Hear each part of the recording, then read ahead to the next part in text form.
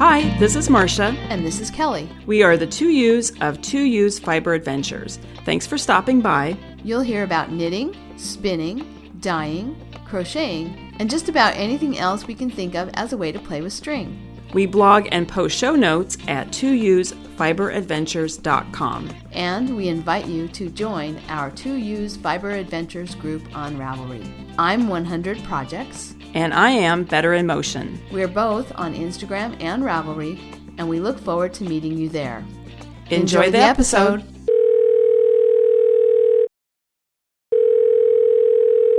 Hi, Kelly. Hi, Marsha. My microphone is working. I can see it now. That's why we're tentative. We sound a little hesitant. Yeah, we sounded super tentative. Yeah. Anyway, but that's why. Technical. Well, we're a little out of practice because it's been a while since we recorded. Yes. What were you doing, Marsha? Well, let's see. What was I doing? I think more importantly, what were you doing? I have no real excuses. I went to the beach. So my brother is here in town. He leaves on Sunday, but he's here for about 3 weeks. And in the middle of that, we went down to the Washington coast for a week, or 6 nights, I guess. Nice. So that's why I couldn't record. And then you couldn't record because you were, which I want to hear about it, but you were taking your the weaving class, and then you and Robert went out. You went and did something for a few days to celebrate your anniversary. So you were out of commission for a few days. Yeah, too. between the two of us. Yeah.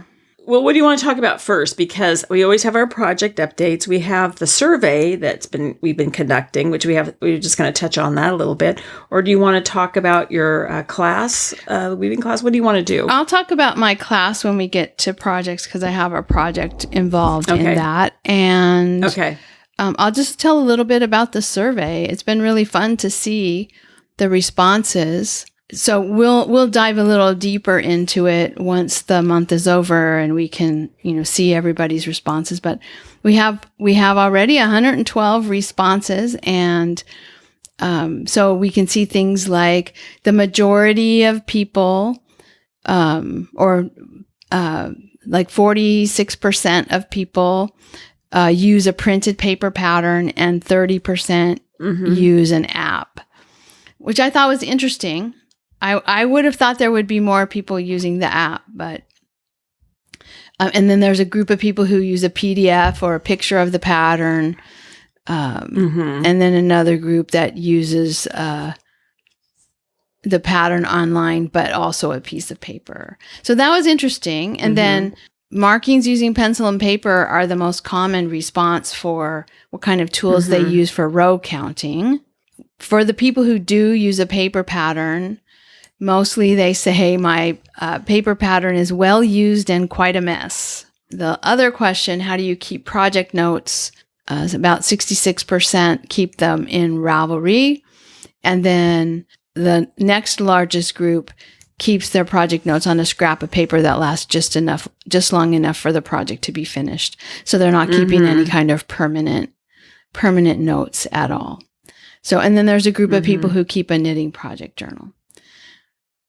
So yeah, it's been fun to see what everybody does, how they keep their project notes or don't, how they work on their pattern. And then there's tons of comments, which I think we'll go through and kind of summarize some of them and maybe pull out some to share with people. And then, there's 42 responses, like written responses, comments, so it's going to take us some time to read those carefully. Yeah. So. We had our daycare dog over this morning, so I didn't get a chance to go through them. The little dog that comes and stays with us on Tuesdays. You'll be happy to hear that today when she first arrives, we usually go for a walk. I take the dogs for a walk, and I'll walk with. Typically, I'll walk with her and Bailey. And today, Robert came with us. And so we had all three. I took her and Bailey, and Robert brought Barry. And then the plan was we were going to do a short walk like that. And then when we got back to the house, we were going to trade off, and he was going to take Bailey in, and I was going to take Barry along with Penny on a walk. And so that's what I did. And they did great together. I was really happy. Yeah. They just walked right next to each other, pushed their heads together into the same smells. And so, and, you know, he's been around her every week when she comes. He sees her, and, you know, we have him lay in the living room and rest after the walk together. So, you know, so he's been sort of, you know, he hasn't gotten to like face to face, you know, come up in your face and meet her, that kind of thing. Yeah. But he knows who she is from her being here and him being in proximity. Sort of like what we did with Enzo, right? And only it's been a lot faster. And he's just like, okay, I'm fine. I can walk alongside this other dog and no problem. So that was really cool to see. I was real happy about it. Well, it's probably faster too because she's there on a regular basis, you know. Yeah, and Enzo doesn't come that often. And I also think it's faster because he has had the experience already. Like, he made big progress, like how he acts in class. He made big progress after we came home from being in Seattle. It was, I mean, I could be totally making this up, but the way I felt was like some of his, not all of it, but some of his reaction is just frustration that he can't be social. And he got so much social time with Enzo when we were in Seattle, just hanging out, loose on the, you know, just loose in the house together. He got so much social time. And again, not like they're really socializing. They're not playing or anything, but I think just I don't know, who knows? They might have been having long conversations. We don't know. About how uptight the humans are about having us together. You exactly. know? So I just felt like when we got home that he was so much, it just seemed like he had turned a little bit of a corner, you know, made another big leap in progress about him being around other dogs when we got home after having spent enough time, you know, maybe like he got satiated, that feeling of like, I really want to be around a dog other than Bailey. He got that. He got that. And so he didn't feel quite so frantic about it when he couldn't, you know. Like I said, I could be totally making this up. But I do think it was quicker with Penny, partly because she's smaller than him. Not male.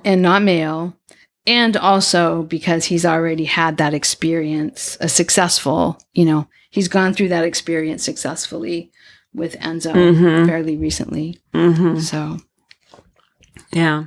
Anyway. Well, I'm glad my dog could help out. Yeah. If he hasn't already taken the survey, go ahead and do that. The link to it will be right at the top of the show notes. And so in your app, you should be able to see it and go right from the app to the survey. Or if you're, if you want to, we'll put it in the Ravelry. I'll put it in the Ravelry thread for this episode. Yeah. And so there will be lots of ways that you can participate. If you haven't already, weighed in on how you use a pattern, go ahead and do that. And then we'll think up another question for next month because that was fun. Yeah, it was super fun. Do we want to talk projects now or? Yeah. I right now am knitting on the boxy sweater, the one that I put the fronts on wrong. You got it all corrected. And because the last time we talked, I got it all ripped corrected. Them off, so they're now put back on. Yeah. I ripped them off at Knockers and then touch it again until this past weekend for our anniversary. We had a wine pickup that we needed to do down in San Miguel at Locatelli Winery. And then Robert's sister and sister-in-law were going to meet us at Clinker Brick, the other winery that they like in Lodi. And so I had 2 days of a lot of car time And so I dug this back out, and I thought, okay, I am going to work on this. I'm going to get the fronts situated and get to a point where I'm just on stockinette, because it would be a perfect thing to knit on at the winery. And I have plenty of time in the car to get stuff, back to where it needed to be. So I did that, and now I'm just doing the stockinette on the front, back and forth, until I get far enough that I can join under the arms. So yeah, back on track with that project. And then my only other knitting is that I did 3 more hats from the Knockers D-Stash yarn that I brought home. So I think all of that yarn, maybe a small ball of one of them is still left. But the 3 more hats are done.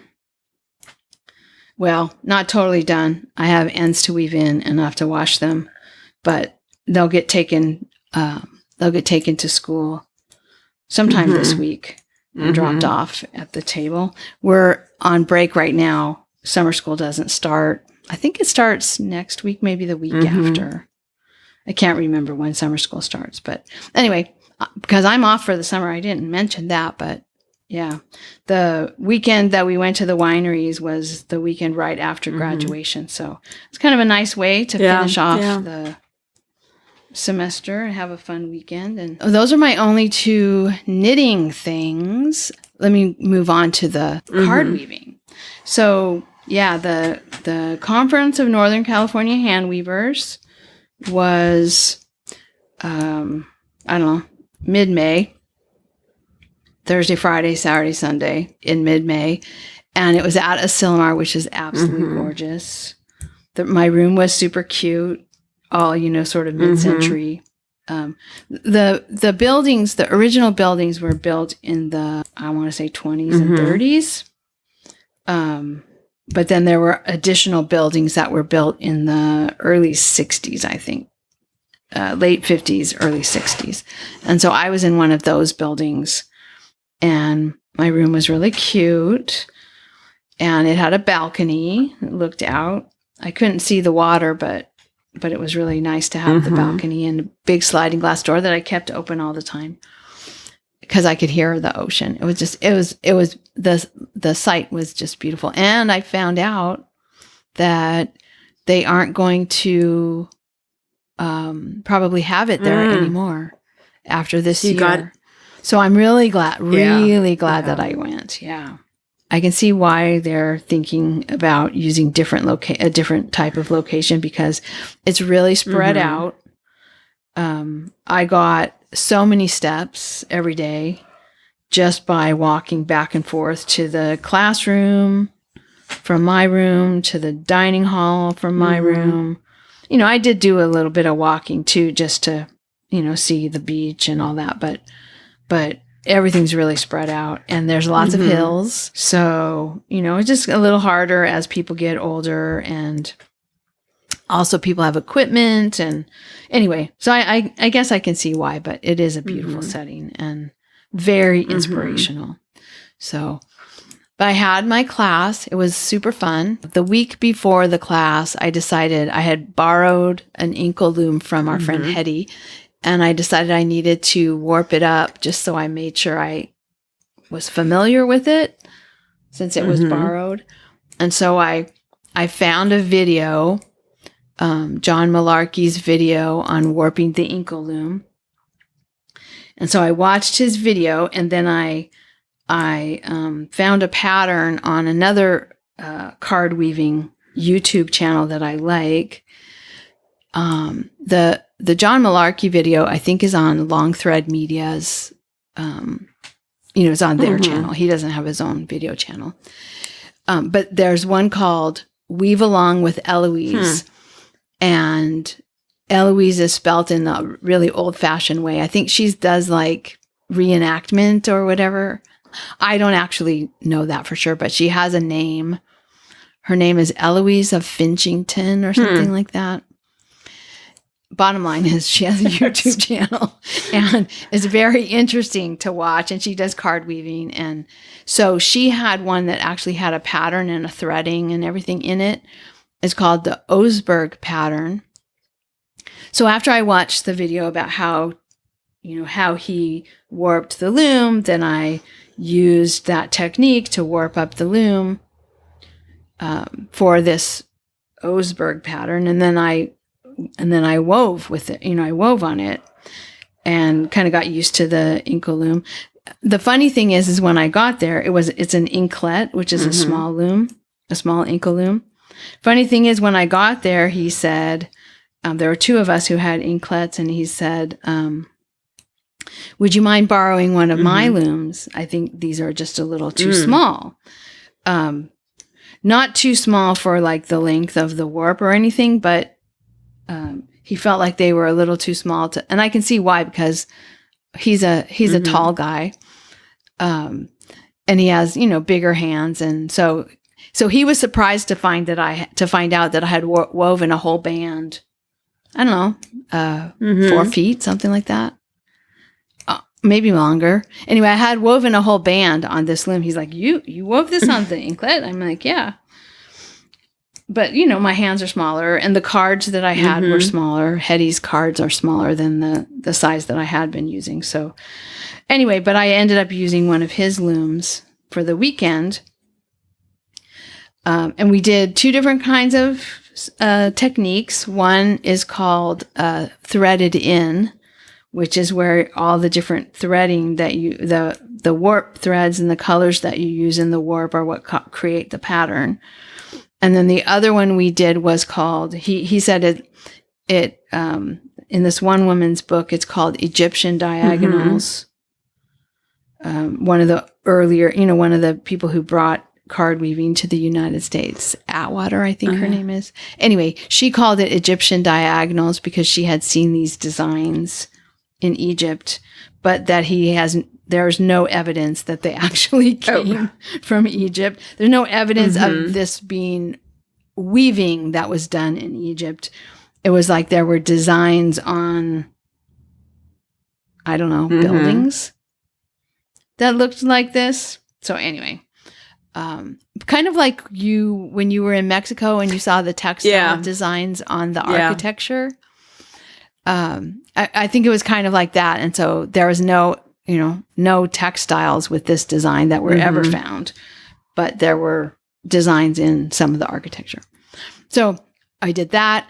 That was surprisingly hard. Well, actually not surprisingly, because I was having a hard time even before I went to the class. I think I did learn a lot, and my weaving is a lot better after the class. I mean, it made a huge difference. But the bottom line is tablet weaving takes concentration.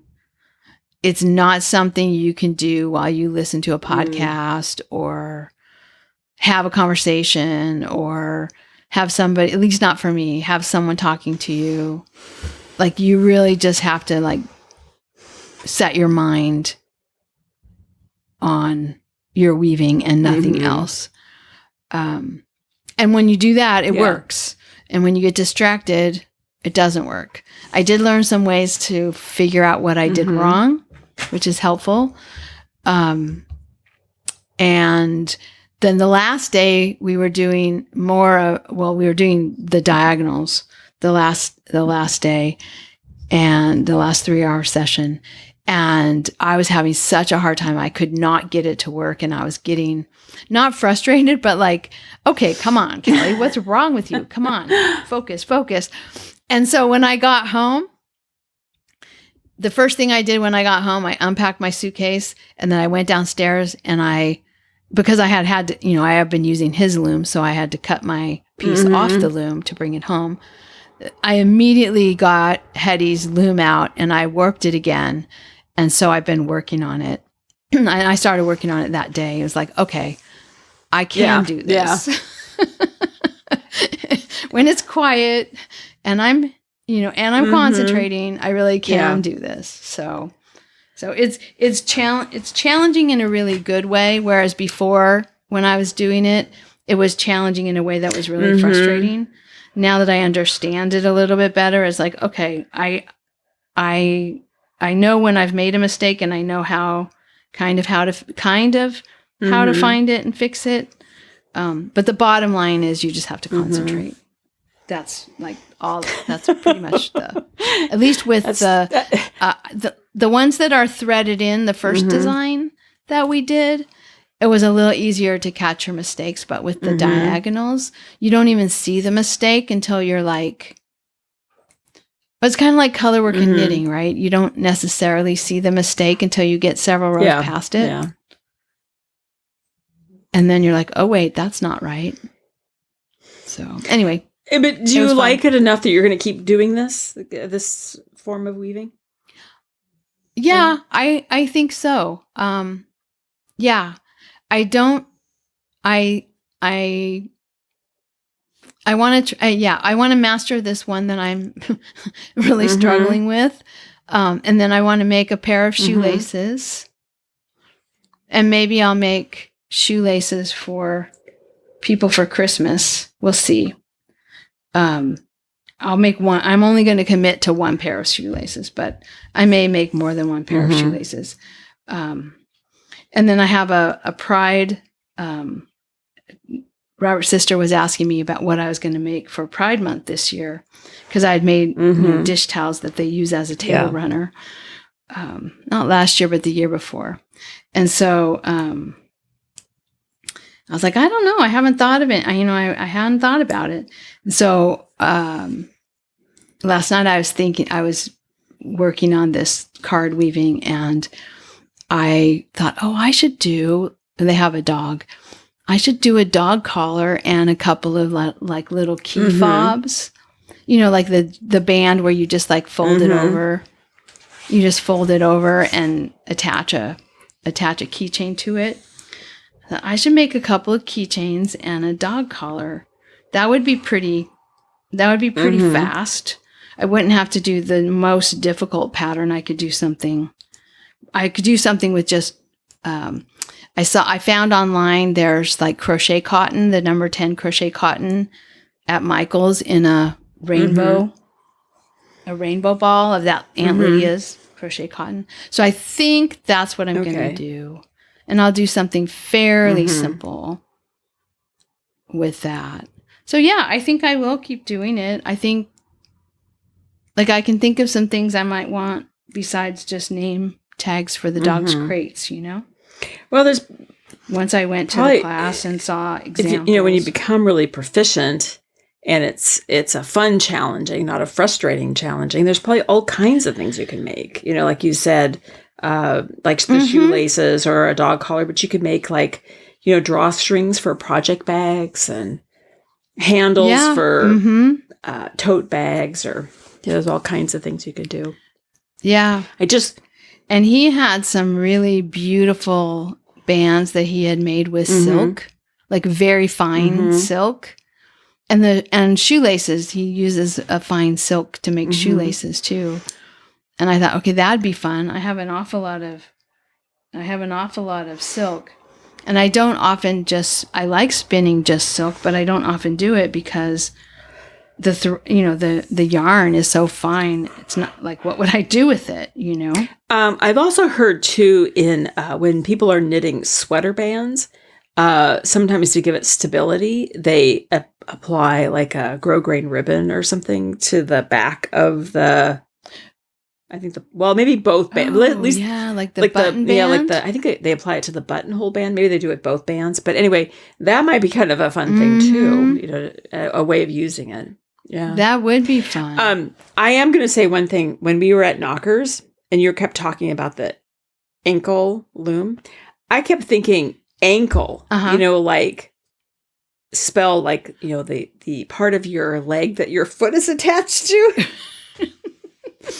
And it's ink, like what you put in a pen, INK, LE. But the whole ankle, the whole time we were down there, I kept thinking it was ankle. I think it wasn't until I saw it actually written in the show notes that I realized that inkle and ankle are, they're very different things, but to me they kept sounding the same. Yeah. So anyway, just a comment. They do kind of sound the same. Just a comment for people.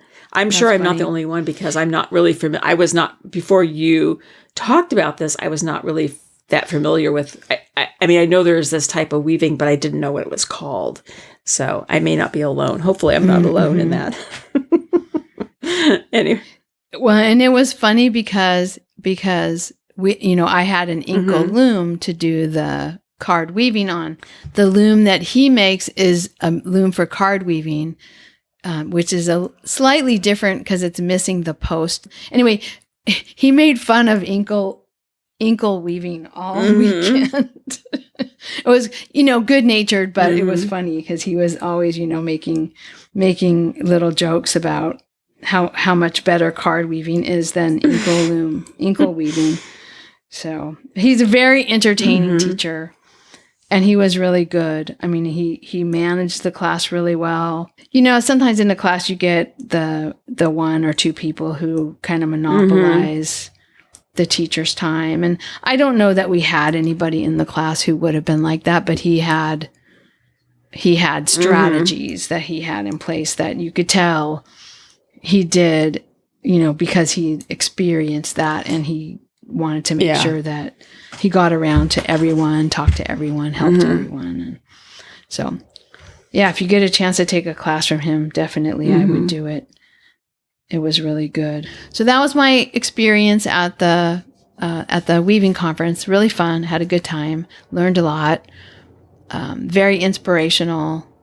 Landscape, people, other people's work. We got to go around one of the evenings and into all the other classrooms, and the teachers all had to stay in the classroom and do like open house.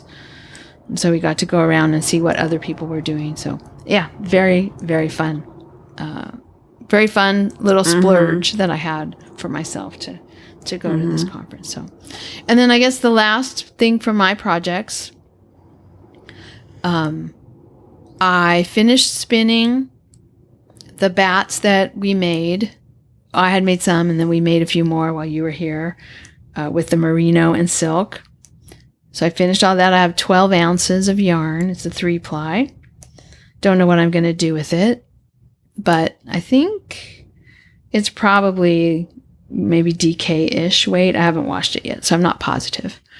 But that's done. And then yesterday, it was like my very first day that I got to do spin-in stuff, because I said the spin-in started on the 23rd because that was my first day of my summer vacation. And I put the thread up, but I didn't get to do anything because we were traveling, both days we were going to wineries. So yesterday was my first summer spin-in day. And so I had fleece all over the table in the garage with cards on it saying what it was dyed with, because I did all that natural dyeing last fall, and I had never put it away. So I thought, okay, well, I got to get some of this carded. I got to get the rest of it put away. Got all the labels in the bags. I did all of that yesterday.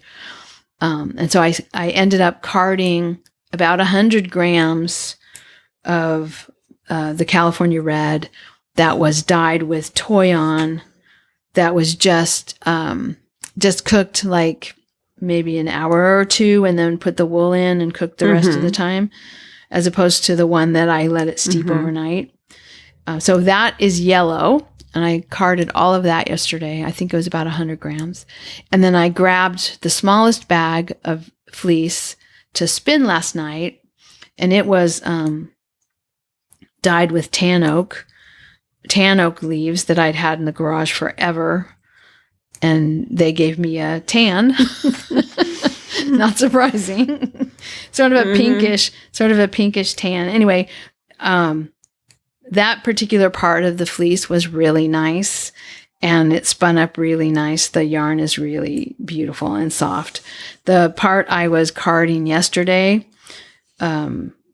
is not as soft, not as nice. Lots of little lumps and bumps in it, and also feels a little more coarse. And I don't know if it might have been from the dye, or if or if it's just that it's a different, it was a portion of the fleece that wasn't as nice and soft. But anyway, I got some spun, I got some carded, I got it all put away. So that's all organized and ready to go. So that's my projects. Okay. A little bit of this, a little bit of that. Nice way to start summer vacation. Yes, it was a fantastic way to start summer vacation. The weaving conference was like the start of my summer of yarn. Even though it wasn't summer yet, it wasn't summer vacation. It's kind of like the start of it. And then I've got the summer spinning, and then we got our trip to Vermont. And yeah.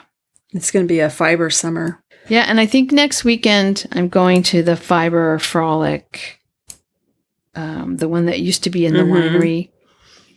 It's moved back down closer to me. It was in Vacaville for a while, and now it's going to be in Walnut Creek. So I think I might do that this coming weekend. I might do that. So yeah, it's going to be a summer of yarn and fiber. Nice. Yeah, I'm excited. All right. Well, I'm working on 2 T-shirts, as you know. Trillium Lake by Kay Hopkins. I'm using Queensland Collection Coastal Cotton Fine. And I've knit I've put the sleeves on waste yarn, I've joined the body, and I've knit about 3 inches. Oh, I just realized my notes say 3 feet. I have to change that. That's not right. You knit to 3 feet under the armholes. I'm knitting a dress. And then I'm also, and the reason I'm going to talk about these together is I'll tell you in a second. So, and then I'm also knitting the Wabi Sabi tee by Katia, using Concept by Katia. And this is the yarn that I bought in Mexico. And that we did the whole translation in Google Translate. Anyway, that went to, I put the sleeves on waste yarn and joined the body, and I've knit about 8 inches on the body. I believe I have to look at the pattern again. I think at 9.5 inches, I do something. I don't remember what it is, but the reason I'm going to talk about these together is the Trillium Lake, I got gauge. That's the one that's sort of that chili colored solid. That one I got gauge. I'm just knitting it the size I want to knit. The Wabi Sabi, not only did I have to do the Google Translate from Spanish to English, but also I didn't get gauge. So you had the suggestion. I've never done this technique before where I'm knitting the larger size, but I'm reducing it by 10%. And all of the circumference measurements, the length measurements are staying the same. But I'm basically knitting 2 top-down raglan sleeve T-shirts. And so I'm working on the Trillium Lake, and I get to the point where I have to put the sleeves on waste yarn, and I'm counting the stitches, and I have way too many stitches. And so what did I do wrong? And so I back out, I unknit 6 to 8 rows. And then I still have to take out more rows. And then I'm walking the dog. And all of a sudden I realized I'm figuring out the math on the wrong sweater. So So you didn't have way too many I had the stitches. exact the correct amount, but when I look at the pattern, say I'm supposed to have, 120 stitches for the body, and I've got way too many for taking that 120 stitches and reducing it by 10%. I've got way too many because I'm doing the reduction on the wrong sweater. So I'm going to give everybody. I hope that makes sense. Anyway. So I've had to put it all back in again and reknit it. And now I'm back on track. So that's why the Trillium Lake in the hot orange color is a little bit behind. So it's the Katia that I'm doing all the reduction, and I'm on track for that one. But I thought to myself, remember we were joking about how I can cast on 2 projects if I want. I don't remember that whole episode. Yes. Yes. Perhaps you should not cast on 2 sweaters that are the construction is exactly the same, really. Top down raglan sleeve t-shirts. But one, yeah. Well, anyway, you understand what I'm saying. So that's.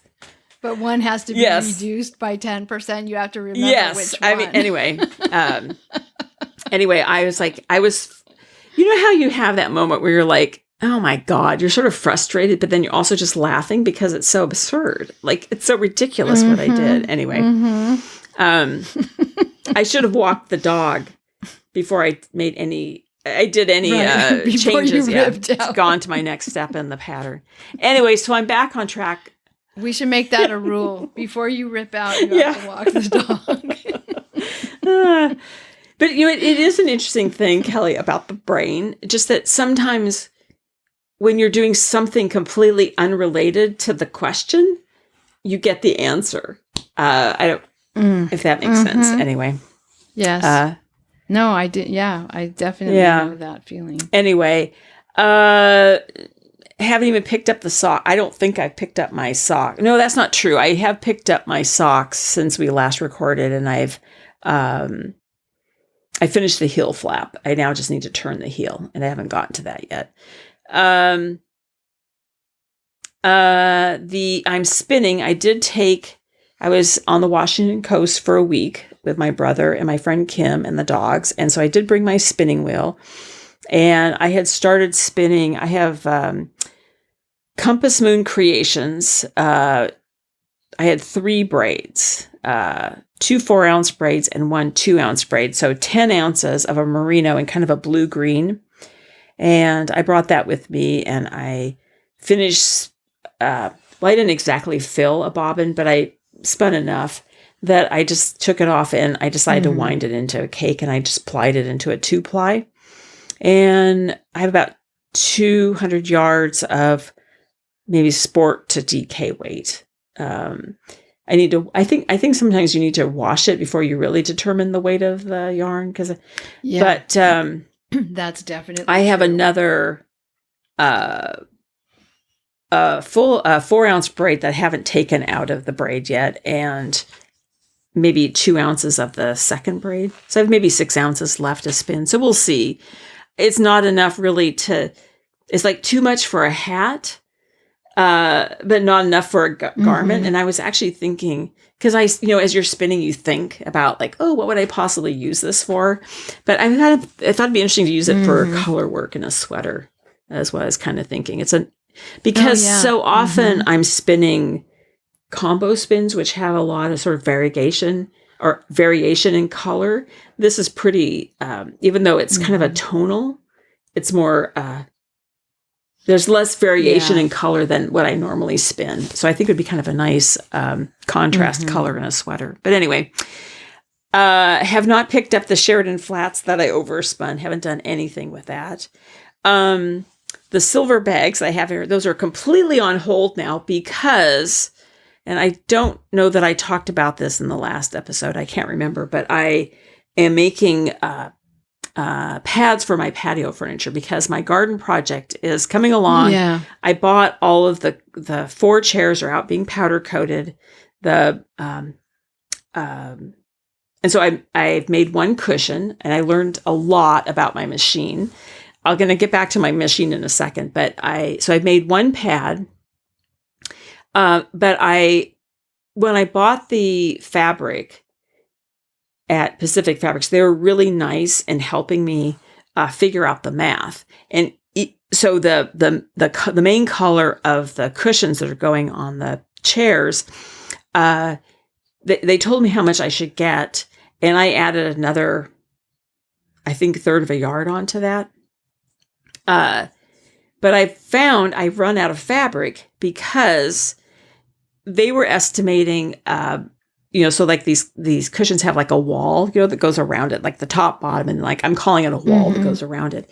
And they were including seam allowances for that, but they were not including a seam allowance for where the zipper is going to go. So, or a seam allowance. So what I have to do is I have to cut out 2 pieces of fabric to put the zipper in and then join those into the round to another strip. And so they didn't allow, I'm not putting the blame on them because I'm an adult. I mean, I was there too. We didn't allow enough fabric or allowance for the 5/8 seam allowance for the zipper. And then also the seam where you're going to attach it to the top and bottom cushion, and also didn't allow seam allowance for where this part of the wall that's going to have the zipper, you need a seam allowance to then attach it to the rest of the fabric that goes around the cushion. I hope that makes sense. Anyway, I ran not enough fabric. So I went back down there, and of course, they don't have it. And it's kind of has like a small stripe. So you know what I decided to do? I found a yellow. This fabric is yellow. I found a yellow that matches it. The color's exactly the same. It just doesn't have a stripe. So I'm calling it artistic. It's a design feature. 2 are going to have striped walls and 2 are not. It's just, what else am I going to do? My other option. And the other thing is they were nice and they gave me the name of the distributor, but the distributor is just all, I'm from the book industry. This is my background, but out of print. That's not discontinued. They're it's Sunbrella, but it's discontinued. And so this company buys up discontinued rolls of fabric and then distributes it. So I'm never going to get that fabric. So I just decided, you know what? Yeah. It's okay. People are going to be sitting on them. They're not going to be looking at them that carefully. Yeah. So that was a disappointment. But, and even if they won't notice that it's not. I think if 2 are that way and 2 are not, it's better than having 1 that way. Or anyway, that's what I'm telling myself anyway. Yeah. No, I think you're right about that. So, but I want to, in relation to this, I really have learned, it's really good I'm doing this project because I've really learned about this machine, my sewing machine, because I don't. And did you went and took a class too, well, and that's what I want to say, as I took a class. Oh, okay. So anybody, if you're in the Seattle area, they have quality sewing and vacuum, and it's a free class, and it's 2 parts. So I went to the first part, it's 2 hours, and then I'm going on Friday to the second part. And there were 3 of us, and I have the Bernina 540, 570, I'm going to say very expensive machine, and it's sort of like the Rolls Royce kind of. It's very nice. It's actually beyond my capabilities, truthfully. And then it was interesting. There was the other 2 women had Singer sewing machines. One had like a self-threading, like would thread the needle, and it had sort of embroidery features. And the other young woman just bought her machine off of Facebook Marketplace, and it was a really basic sewing machine. And they're all looking at the young woman with the really basic Singer sewing machine is looking at my sewing machine. She says, "Oh, I'd really like to have something like that." And I said to her, honestly, I learned to sew, and I sewed for years on my mother's 1947 Singer sewing machine. And her machine has more features than that machine had, and I did a lot. Yeah. And it kind of reminded me, I was I don't want to go down a rabbit hole, but it reminded me a lot of the 4-shaft loom that you can weave for years on that and not exhaust patterns. And so this idea that we have to have the best, it's not really true. You can do a lot on a really basic, simple sewing machine. And actually, I said to her, "You're going to sew a lot faster than me because I have to look at every single time I go to wind a bobbin or thread it. I have to watch a YouTube video. I'm better now, but there's so much I'm having to learn about this where she doesn't have to learn as much. It'll be a lot easier, honestly. In fact, there was moments when I was making these cushions that I wished I had my mother's machine back. And but Ben had left on Ben has that machine, and he had gone, that's another whole thing. He went on this bike right across the state and it was gone for 10 days and I couldn't get it. But there was a moment I thought, God, I wish I had that old 1947 machine. It'd be so much easier. Mm-hmm. But excellent class, excellent teacher. So you have 3 very different machines, 3 different skill levels of sewing, 3 different levels of understanding about how the machine works too, right? Oh, yeah. Mm-hmm. And the teacher did a really great job of, well, first of all, just so much knowledge about all the different machines, because these are 3 very different machines, but she knew all of them and could help each of us. And I learned a lot of things. Like one of the things, and this is so funny when I laugh about it, but I don't know how to reverse on my machine. And she was showing how, you have to reverse when you start a seam and when you end a seam to kind of lock those stitches in. Mm-hmm. I didn't even know where the reverse button was on my machine, because my machine, when you start it at a seam, it automatically goes back and forth to lock the seam. And when you finish a seam, it automatically goes back and forth and locks the stitches and cuts the thread. Oh, yeah. Anyway, it was a great class, and the teacher was very knowledgeable about all the different machines, and I learned a lot. I learned how to reverse. It was so silly. And the other thing, too, is that she was showing us how to do, I didn't know how to lengthen my stitches, so you could do like a basting stitch or something. I didn't know how to do that. And she showed me how to use the zigzag stitch. She also showed how to use a stitch. It's like a very, very narrow zigzag stitch that you would actually use for seaming. So that if you were doing like knitted fabrics, it would have stretch. I had no idea. I didn't know how to do any of that. And she also showed me the real significance. Let me just back up. You know how there's different sewing needles for different types of material? Knit fabrics, silk fabrics, leather, denim.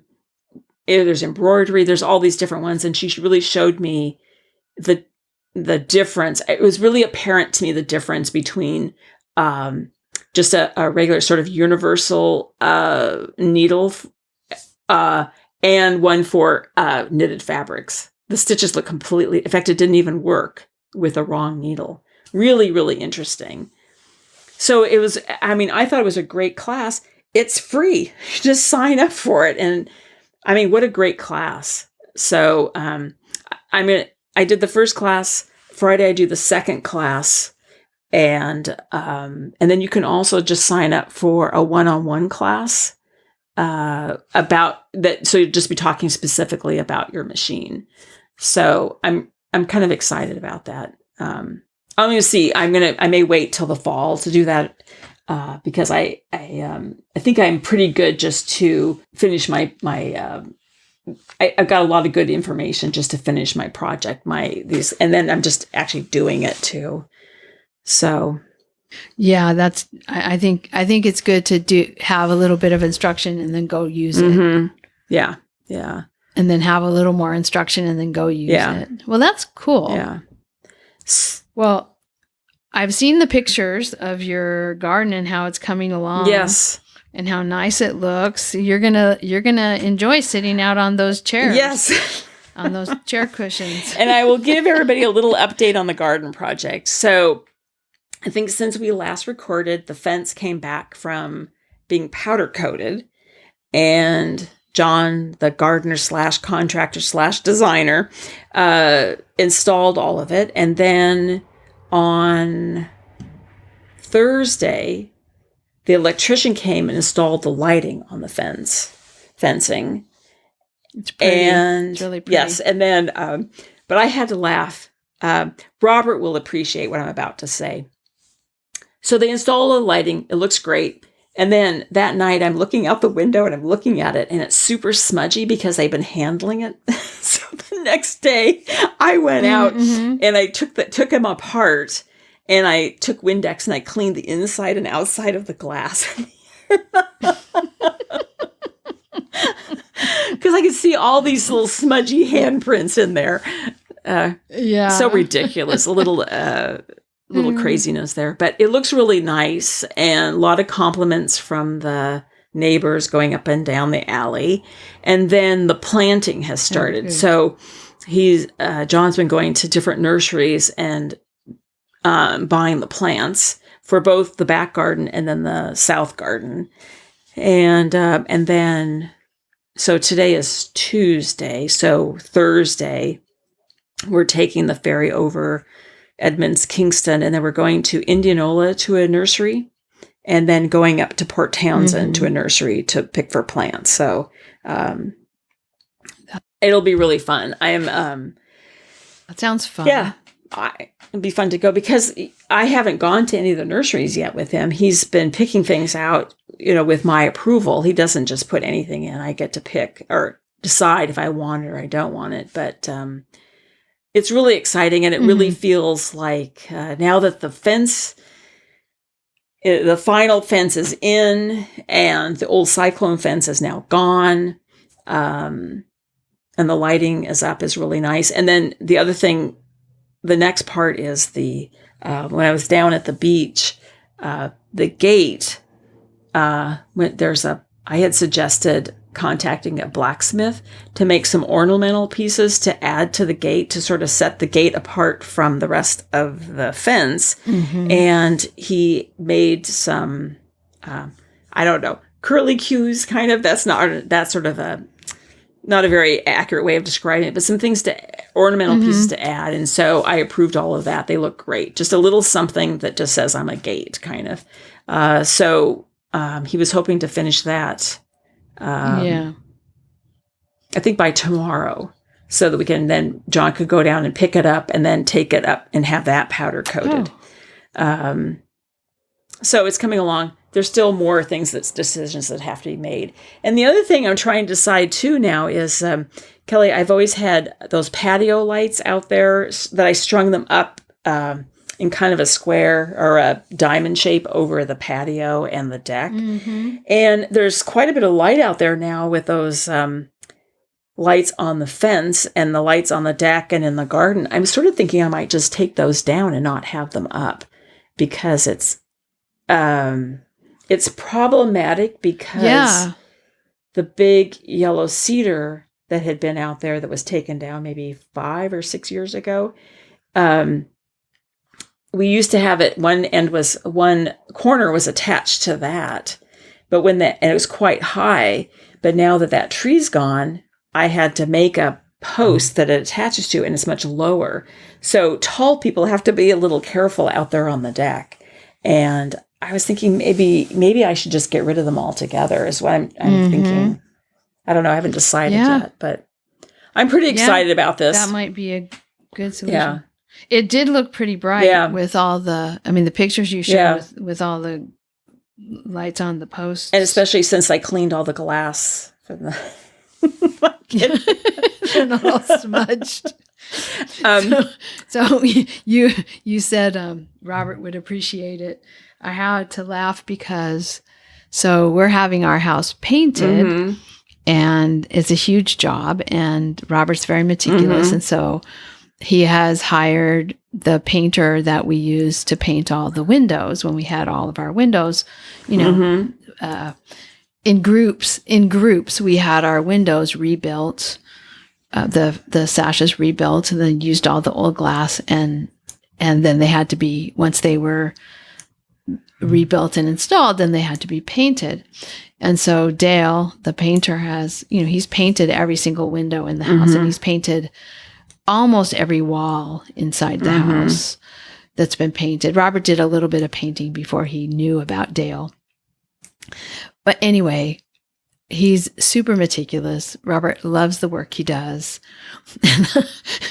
And every day I would come home and say, so have they started painting yet? Because they're doing so much cleaning of the surface, right? Preparation of the surface. And one day I'm coming home from work, and he's literally like dusting the the window sashes with a paintbrush, like an empty paintbrush, like just dusting them off because he wants them clean so that he can put. Now, when you say he, is this right? Dale is doing? Oh, Dale's doing this. Okay, not Robert. Dale's doing this. Okay. No, Dale is, but this is why Robert loves him so much. Dale doing this work, right? Because Dale would not install. I mean, he doesn't install lighting, but he would, he would have washed the inside and the outside of the shades.